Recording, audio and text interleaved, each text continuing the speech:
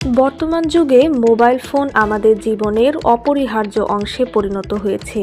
তবে ব্যাটারির চার্জ দ্রুত শেষ হওয়া একটি সাধারণ সমস্যা।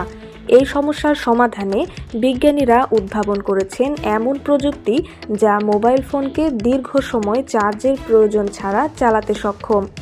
চীনের স্টার্টআপ কোম্পানি বেটাভোল্ট টেকনোলজি এমন একটি পারমাণবিক ব্যাটারি উদ্ভাবন করেছে যা একবার চার্জ দিলে 50 বছর পর্যন্ত চলতে পারে। এই ব্যাটারিতে তেজস্ক্রিয় উপাদান নিকেল 63 ব্যবহার করা হয়েছে, যা ক্ষয় হতে থাকলে শক্তি নির্গত করে এবং একটি বিশেষ প্রক্রিয়ার মাধ্যমে সেই শক্তিকে বিদ্যুতে রূপান্তরিত করে। ব্যাটারির আকার মুদ্রার মতো ছোট ও হালকা।